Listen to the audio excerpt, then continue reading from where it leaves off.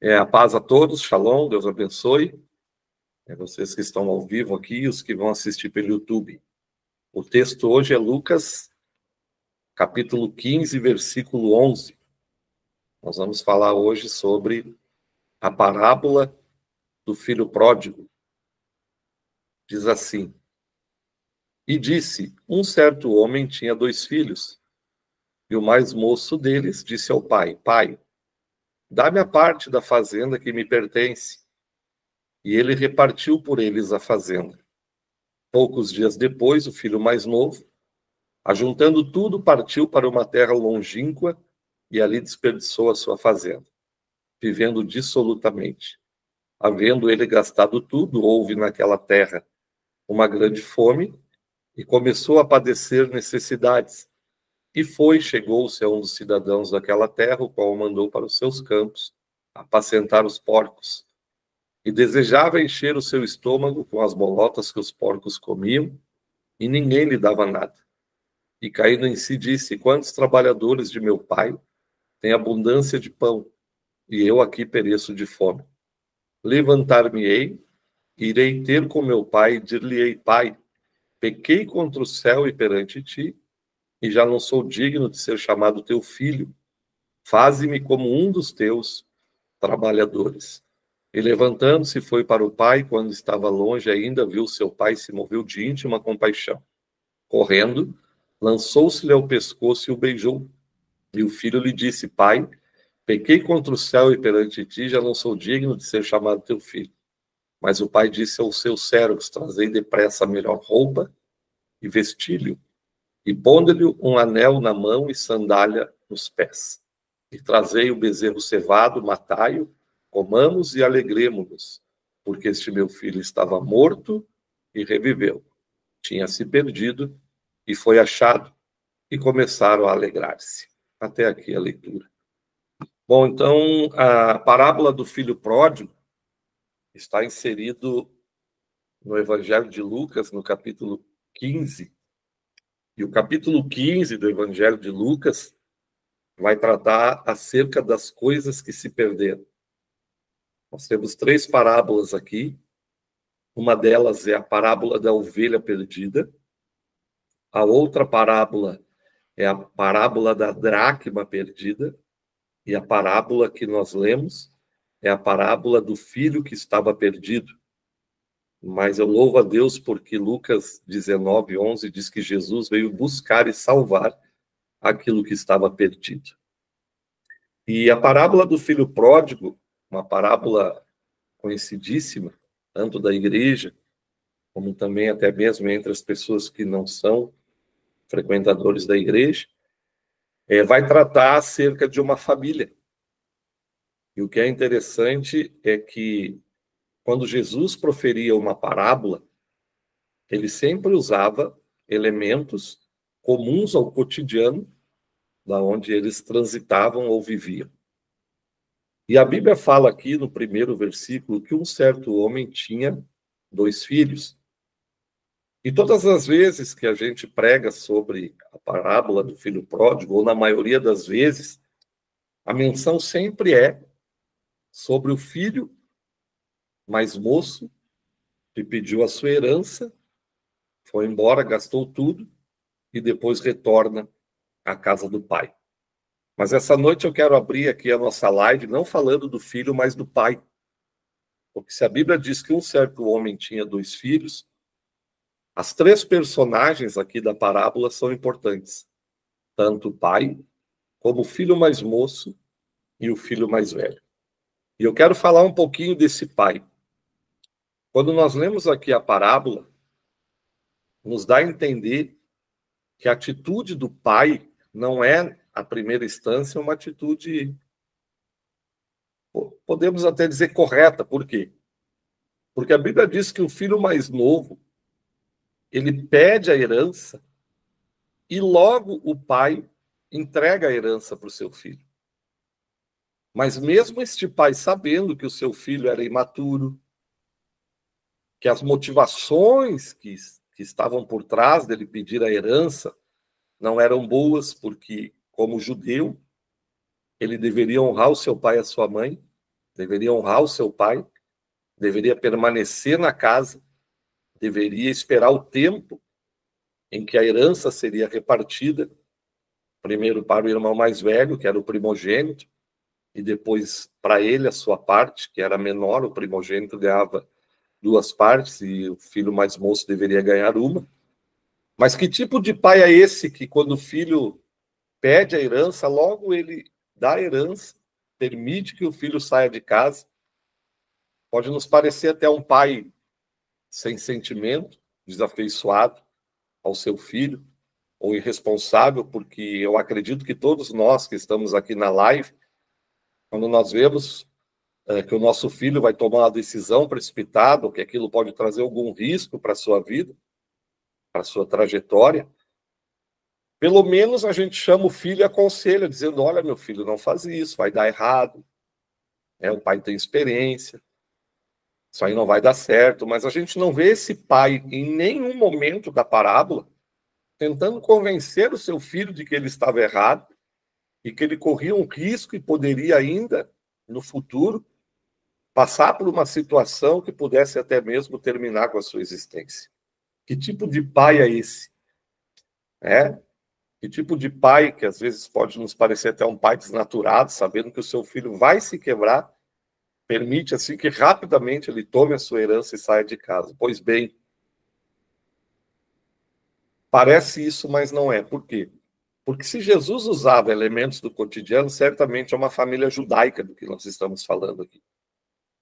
E nós sabemos que os judeus, e vocês estiveram em Israel e certamente devem ter vistos, no Muro das Lamentações, as criancinhas orando, no Bar Mitzvah, os filhos junto dos pais.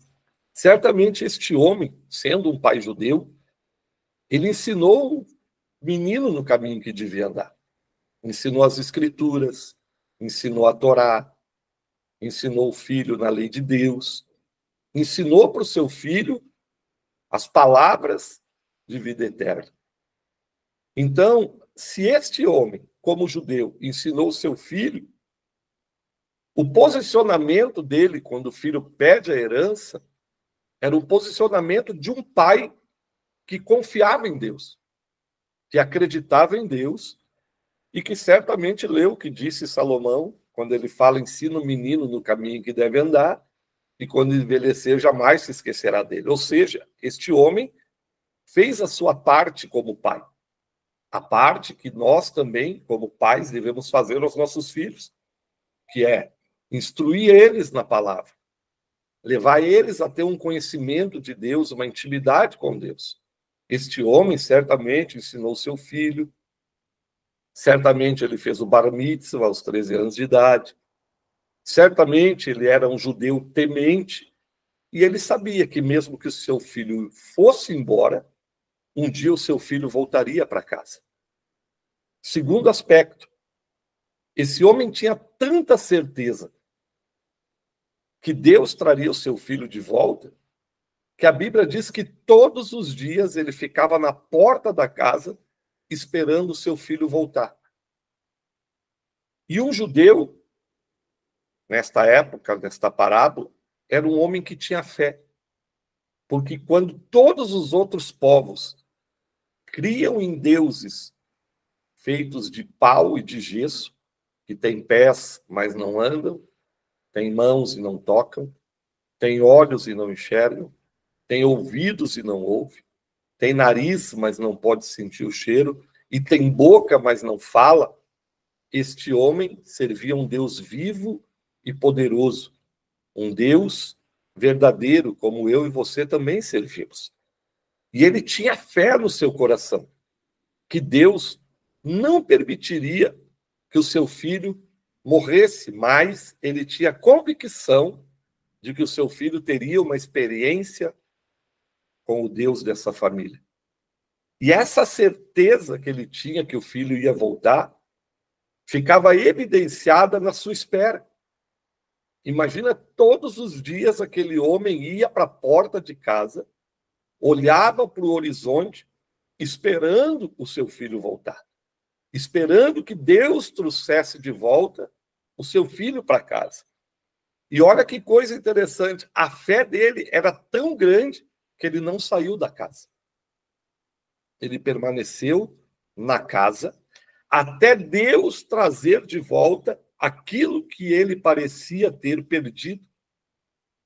E o que eu vejo nos dias de hoje é uma geração que, quando as coisas não estão indo bem ou não dão certo, eles abandonam a casa. A primeira coisa é abandonar a igreja, é abandonar a fé, é não esperar, não ter paciência, não perseverar na espera. Acham que Deus tem que fazer tudo rápido, no seu tempo, da sua maneira, e não é mais uma geração que confia, que tem fé, que acredita, que não importa quanto tempo vai passar, mas tem a certeza de que aquilo que Deus lhe prometeu vai acontecer na sua vida. Eu sou de um tempo, eu ouvia muitos testemunhos, e alguém aí também deve ser do mesmo tempo que eu na igreja, de pessoas que oravam 20 anos por um marido, 30 anos por um filho, mas nunca abandonavam a sua fé. Nunca deixavam a casa, porque tinham convicção que o Deus que eles serviam era poderoso para restituir, para trazer de volta, para devolver, para fazer o milagre, e eles permaneciam na fé. E hoje nós vemos as pessoas perdendo a fé, não tendo mais esta convicção, não acreditando mais nos milagres, na bênção de Deus. Eu me lembro que a minha esposa, ela nasceu num lar evangélico, a sua mãe era dirigente do Círculo de Oração, na Assembleia de Deus, e ela me conta os testemunhos, assim, de quando ela era criança, de coisas extraordinárias. As pessoas tinham uma fé que movia o sobrenatural. E elas esperavam o milagre chegar, elas não saíam correndo atrás dos sinais. Elas não saíam correndo atrás de atividades, não. Elas esperavam Deus até que Deus fizesse o milagre. Ela me conta uma vez que são 3 meninas, né, 3 irmãs, a minha esposa e minhas 2 cunhadas. O pai caminhoneiro, e inverno aqui no Rio Grande do Sul, muita chuva, as ruas não eram asfaltadas, era aquele barro vermelho, e de madrugada as 3 ardiam em febre. E ela me conta que a mãe dela dobrou o joelho na cama delas e orou. E disse: Deus, manda alguém aqui orar pelas minhas filhas. E ela parou a oração, esperou, de repente ela ouve alguém batendo palmas, ela vai até a porta, quando ela percebe, é o porteiro da igreja, o diácono, que fazia a portaria. Ele disse: Dona Vanir, Deus mandou eu vir aqui orar pelas suas filhas. E ele orou e as 3 foram curadas. Porque as pessoas esperavam em Deus. Elas corriam para Deus. Elas tinham certeza e convicção de que Deus faria o que fosse necessário. E esse homem também, ele ficou em casa. Ele disse: eu não vou sair da casa, porque eu sei que o Deus que eu sirvo tem poder para trazer de volta aquilo que havia perdido. Eu não sei nessa live se você perdeu alguma coisa, se você já enterrou alguma coisa. Talvez você perdeu a saúde, perdeu a esperança, perdeu a fé, perdeu amigos. Não sei o que você perdeu, mas Deus me trouxe aqui para te dizer que, se você crê, Ele tem poder para trazer de volta para você o que você achava que tinha perdido. Faça como esse homem, acredite, espere, não se desespere, não arranque os cabelos da cabeça, como muitos fazem, desesperados. Pessoas que perdem a fé. Eu me lembro de outro testemunho que me chocou, não é um testemunho, é um testemunho. Uma amiga nossa, cantora da igreja, CDs gravados, muito conhecida, foi acometida de um câncer, e aí a família ficou lá no hospital, e aí convidaram a minha esposa para ir lá, a gente foi, e quando nós chegamos no hospital, pasme, a família toda da igreja tradicional de muitos anos, desesperada. E as pessoas que não tinham fé e que não eram da igreja consolando elas. Gente, é um paradoxo. Era para eles estar consolando as pessoas e dizendo: Deus é fiel, Deus vai dar vitória. Mas parece agora que quando os problemas chegam, não se tem mais estrutura espiritual para esperar o tempo de Deus chegar na sua vida. Eclesiastes, capítulo 3, diz: há um tempo determinado debaixo do céu para todo propósito. Se você perdeu alguma coisa, se você acha que perdeu alguma coisa, espere em Deus. Deus está trabalhando, Deus está agindo, Deus está guardando, Deus está aperfeiçoando. Não, pastor, Deus não traz de volta, traz sim. Deus traz de volta. Você lembra a história de Jacó? Jacó teve 12 filhos, um deles José. José foi vendido pelos seus irmãos. Os irmãos trazem a sua túnica manchada de sangue, entregam para Jacó e dizem: o teu filho está morto. Certamente um animal o despedaçou, e Jacó chorou o luto. Jacó ficou triste, porque tinha perdido o filho da esposa que ele amava, Raquel, o primogênito de Raquel, e chorou. E passaram-se anos, até que um dia vem a fome na terra, os irmãos chegam até o Egito para comprar alimento, e quem eles encontram no Egito e vivo? José, o filho que Jacó achava que tinha perdido.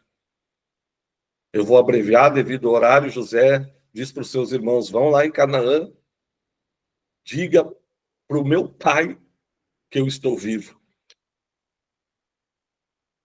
E eles foram. E a Bíblia diz que Jacó, quando ouviu a notícia, o seu coração desmaiou. Porque para Jacó, José estava morto, perdido, enterrado, já havia perdido seu filho. E Jacó diz: não brinquem, não brinquem comigo. José está morto. E eles disseram: nós não estamos brincando.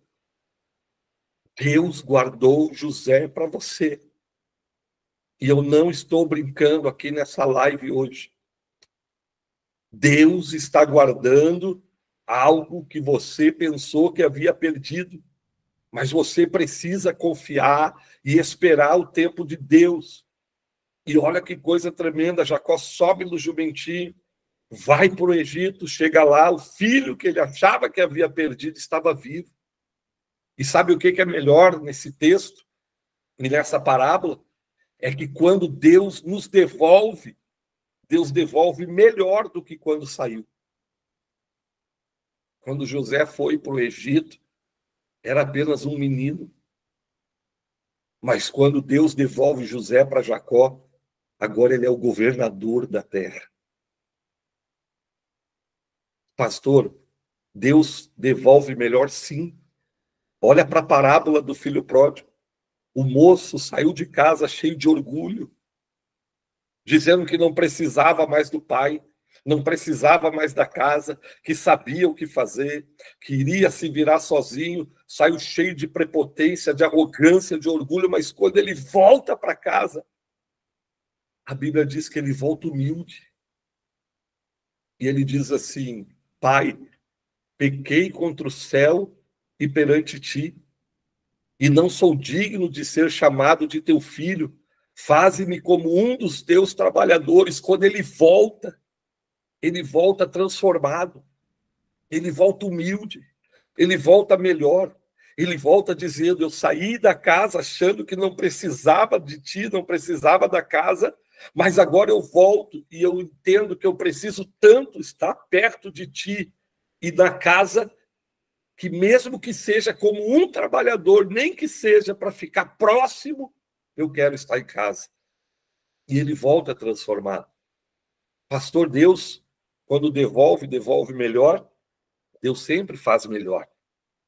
Você lembra do templo que Salomão construiu? Toda a sua riqueza, sua glória, ouro, cedro do Líbano, prata, tesouros, cortinas. E aí vem Nabucodonosor e destrói o templo de Jerusalém. 70 anos depois, Zorobabel, no período de Esdras e Neemias, eles reconstroem o templo de Jerusalém, o segundo templo. E a Bíblia diz que o templo ficou muito humilde, porque não tinha ouro, não tinha riqueza, não tinha a glória do templo de Salomão na sua magnitude e na sua majestade. E diz o Talmude que os judeus sorriam com um olho e choravam com o outro. Sorriam porque o templo estava reconstruído e poderiam de novo se relacionar com Deus, mas choravam porque o templo ficou muito pobre e muito humilde.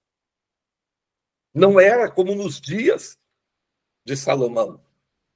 Mas aí Deus levanta um menino chamado Ageu, profeta,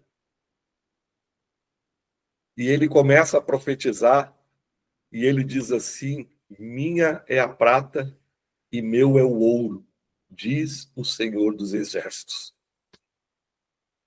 Enquanto todos diziam: nunca mais será como nos dias de Salomão, nunca mais veremos a glória como nos dias de Salomão, quando a Shekinah encheu o templo e todos caíram na inauguração, nunca mais vai ser a mesma coisa. E aí Ageu diz: não, vocês não entenderam. Minha é a prata, meu é o ouro. Sabe o que Deus estava dizendo? Que se ele quisesse colocar ouro e prata naquela casa que Zorobabel construiu, ele tinha colocado.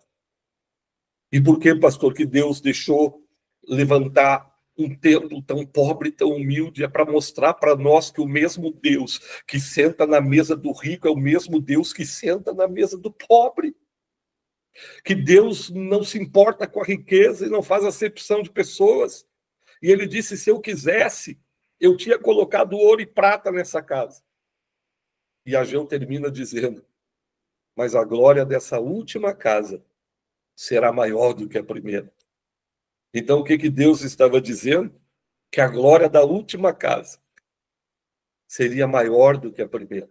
Pastor, o que o senhor está dizendo? Eu estou dizendo para você que Deus vai te devolver e a glória dessa última casa na tua vida será maior do que a primeira. Deixa eu profetizar de olhos abertos: a tua saúde vai ser melhor, tua família vai ser melhor, teu casamento vai ser melhor, teu ministério vai ser melhor, tua vida financeira, eu não sei o que você perdeu e o que você está pedindo, mas Deus manda eu te dizer que a glória da última casa vai ser maior do que a primeira. Alguém está olhando para você e está dizendo: nunca mais vai ser feliz, nunca mais essa família se levanta, nunca mais esse ministério se ergue, nunca mais você vai ser curado, mas Deus está dizendo que se você esperar e crer em Deus, Ele vai fazer, e esta última obra na tua vida vai ser melhor do que a primeira, e você vai viver os melhores dias da tua vida a partir do momento em que Deus restituir aquilo que você achou que tinha perdido. Mas você precisa confiar, esperar em Deus e acreditar, como aquele homem que ficou na porta todos os dias: meu filho vai voltar. O meu Deus tem poder para trazer de volta. Você precisa acreditar, verbalizar nessa noite. Eu não sei o que você perdeu, mas diga: eu sei, Deus, que o Senhor tem poder para me devolver, para me trazer de volta. Lembra de Jó? Jó foi um homem tremendamente provado.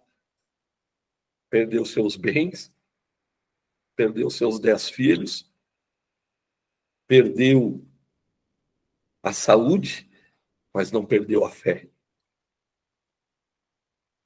E ele ia para a praça, se coçar com um caco de telha, batia na boca e dizia: eu sei que o meu Redentor está vivo.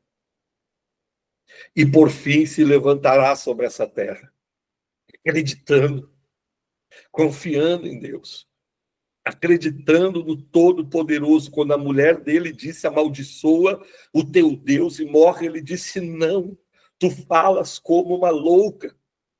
Deus me deu, Deus tomou, bendito seja o nome do Senhor, acreditando que Deus estava no controle da sua vida.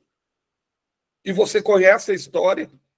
Passa-se o tempo, vem os 3 amigos de Jó, depois vem mais um, e acusam Jó, e condenam Jó.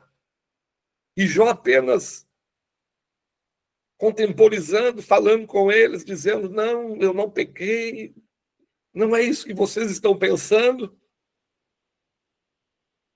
Mas a Bíblia diz que, por fim, o mais novo se levanta e começa a acusar Jó. E a Bíblia diz que então Jó se cala. E aí, quando Jó se cala, Deus fala.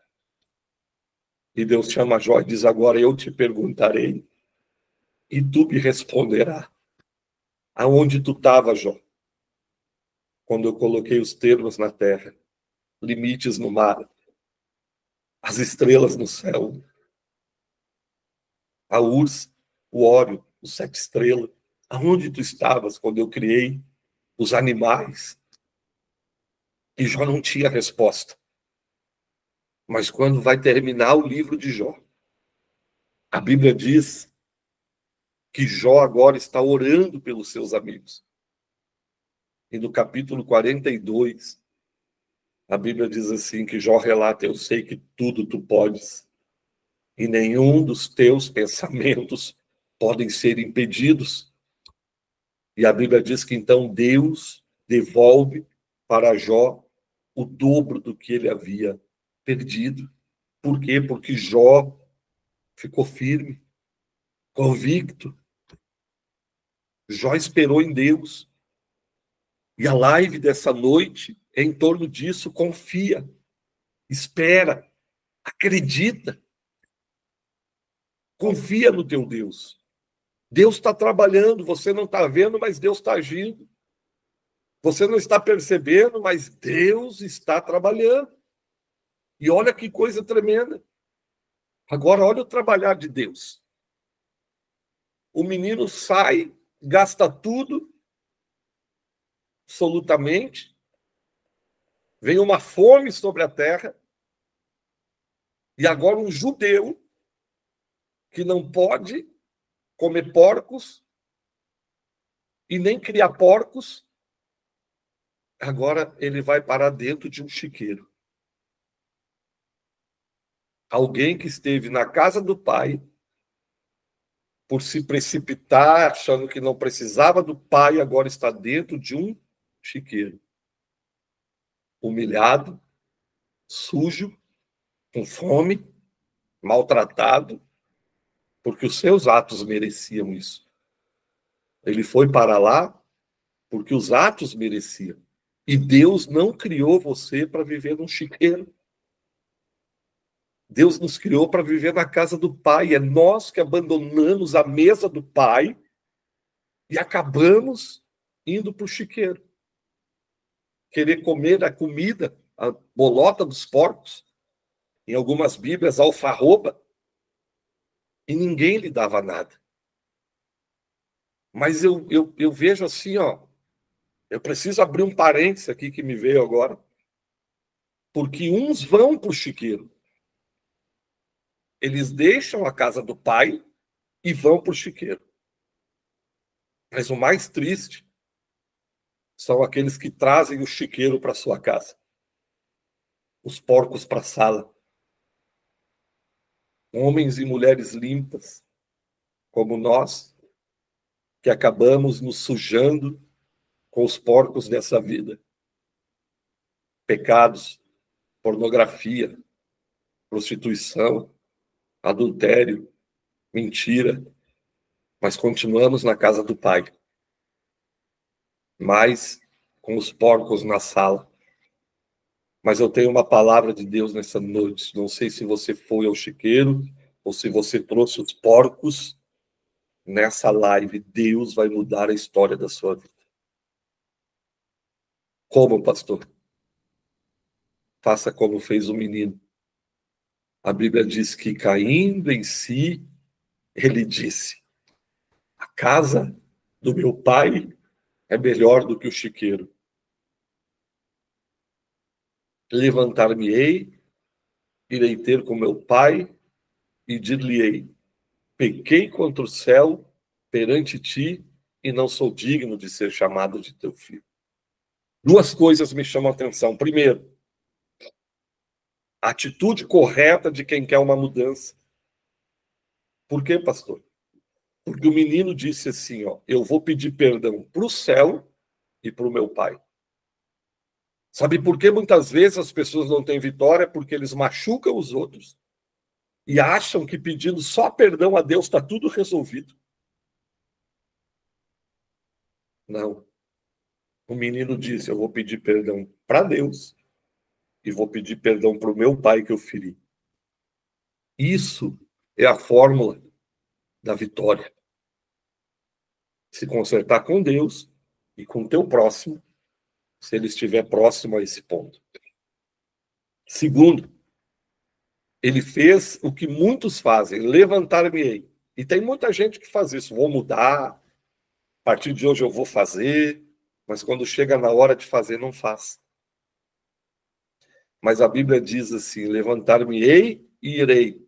Mais abaixo a Bíblia diz, e levantando-se ele foi. Então ele falou e ele fez.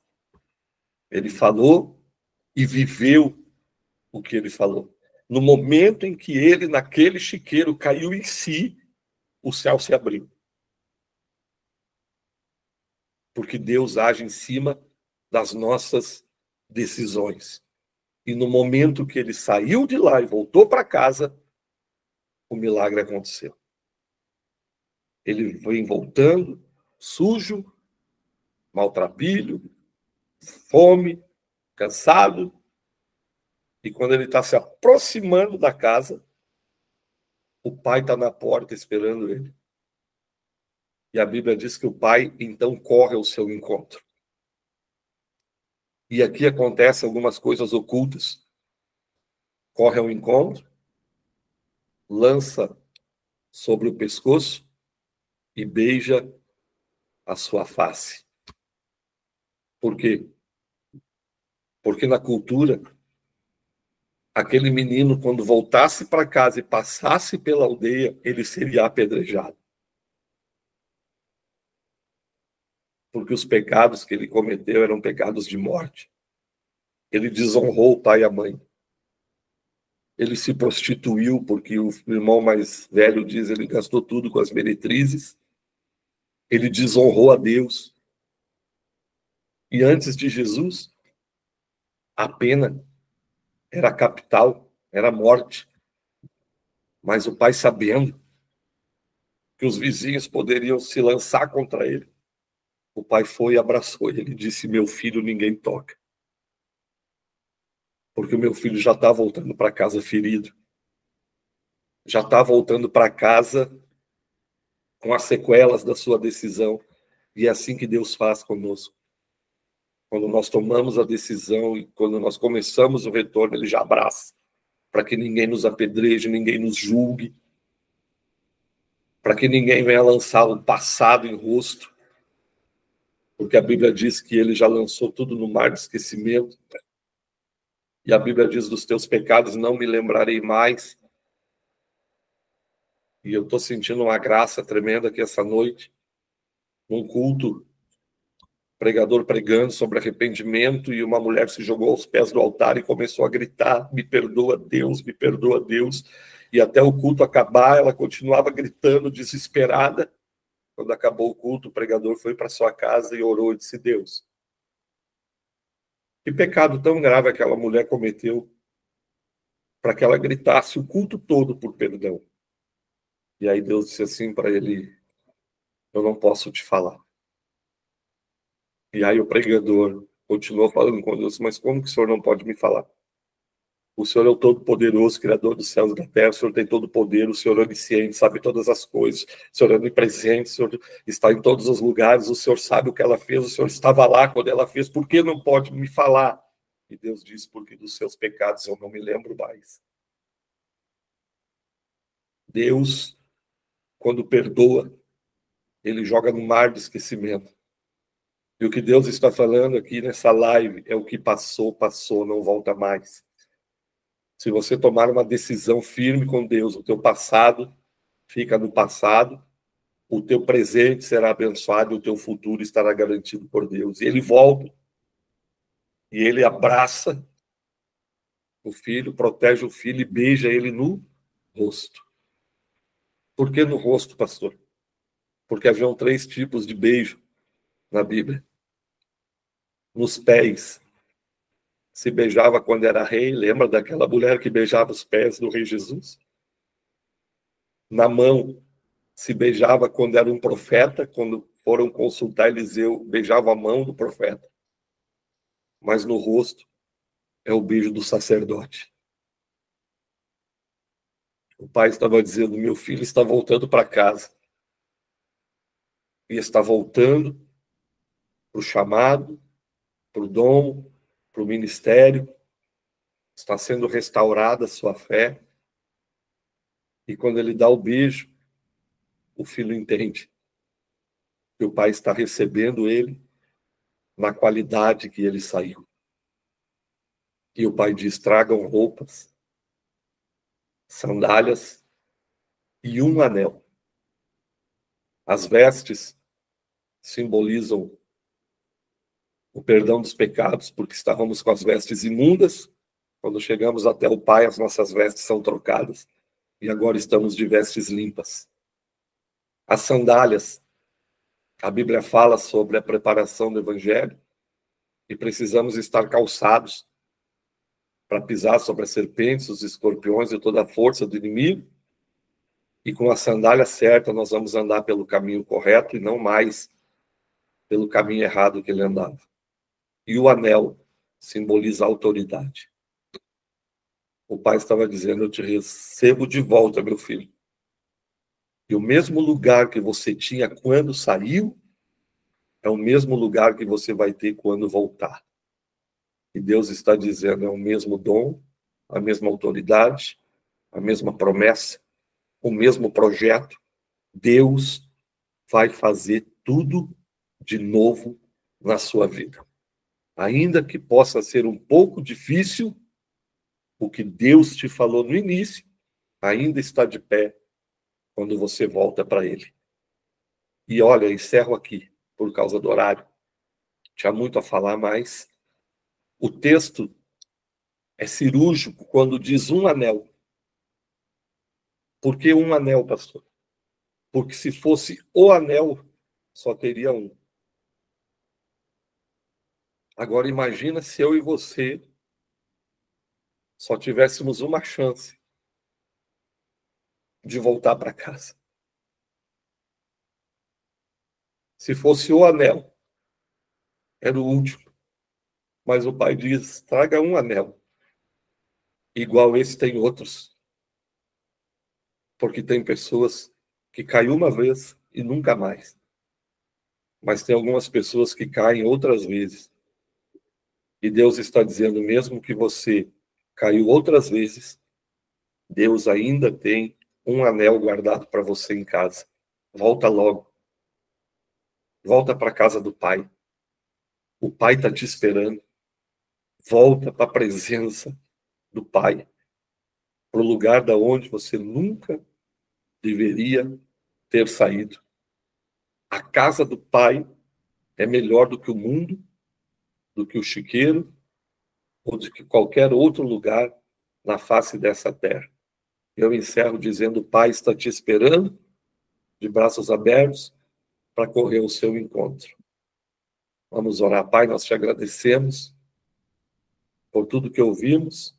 e sentimos nesta noite. Quero te pedir, meu Deus, em nome de Jesus. Talvez alguém aqui esta noite tenha se comparado ao pai ou ao filho mais moço. Não importa. O Senhor deu vitória para o pai e deu vitória também para o filho que estava perdido. E o que acho mais lindo nessa parábola, Jesus, é que quando o menino volta, o pai disse: o meu filho que estava perdido foi achado. Mas achado por quem, Deus? Se o filho mais velho ficou em casa, o pai ficou em casa, ninguém estava o procurando. Foi achado porque o Espírito de Deus estava procurando ele e esperando ele para o trazer de volta. E nessa noite, meu Deus, eu sei que o teu Espírito está achando alguém. Alguém que está ao vivo ou alguém que vai assistir essa live. E o Senhor vai trazer de volta para a tua presença, para a intimidade, para a comunhão. E os últimos dias desta pessoa serão muito melhores do que os primeiros. É o que eu te peço e te agradeço em nome de Jesus. Amém.